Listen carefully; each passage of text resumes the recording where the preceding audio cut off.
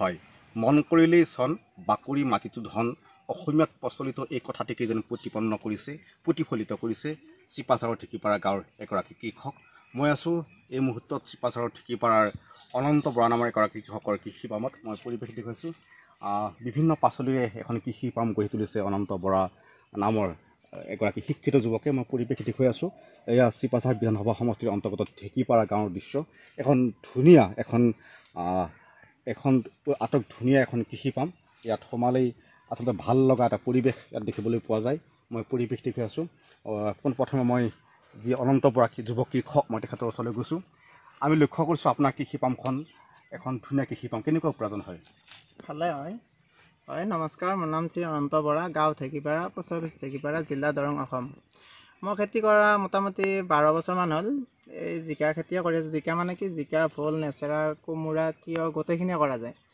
ভাল লাগে খেতি কৰি। মই এনে আগৰ পৰা কিবা মনতে মানে কি দেউতাইও খেতি কৰিছিল বা ককাইদেউ মনেশ্বৰ বৰা তেওঁ খেতি কৰে। মই তাক চাই গোটেইখিনি। কিমান মাটি আছে, কিমান ভূমি আছে? মোটামুটি 2 বিঘা আছে। ভাল লাগে, বহুত উপাৰ্জন হয়, ভাল লাগে। এই ঘৰখনৰ হয় বা আপোনালোকৰ যি পৰিয়ালটোৰ যি জীয়াই থকাৰ সম্বল উপাৰ্জনৰ যি মূল উৎস এই পথাৰখন, এই কৃষি ফাৰ্মখন। নিশ্চয় মই এইখিনি দিয়ে মানে কি গোটেই বছৰটো চলিব পৰাকৈ যিখিনি মানে টকা পইচা বা ঘৰৰ গোটেইখিনি ইনকামখিনি ইয়াৰ পৰাই মই পাই যায়। যি বিক্ৰী হয় বা যিখন বজাৰ ক'ত বিক্ৰী কৰে? বজাৰ মই আগতে চিপাঝাৰ নিছিলোঁ। এইবাৰ লকডাউনৰ কাৰণে মোটামুটি ঘৰতে দি আছোঁ।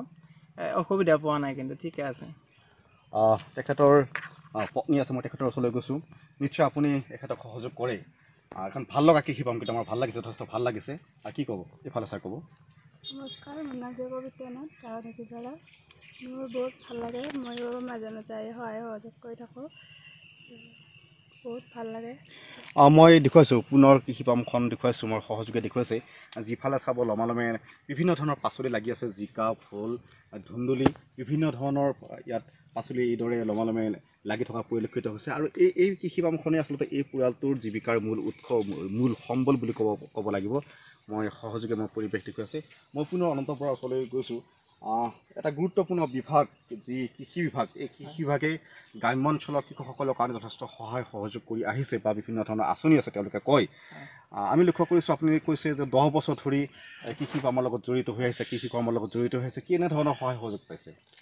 মই এতিয়ালৈকে তেনেকুৱা সা সুবিধা একো পোৱা নাই, কিন্তু নাপালেও এতিয়া পাম বুলি আশাবাদী। কাৰণ এইদিনাখনে যোৱা 3 দিন আগত মহকুমাৰ কৃষি বিষয়া আহি গৈছে আৰু এডিঅ' আহি গৈছে। সেইকাৰণে মই উৎসাহিত এতিয়া। কিন্তু পাম বুলি তেওঁলোকে কি আশ্বাস দিছে বা তেওঁলোকে কি সহায় তেওঁলোকৰ জনাইছে?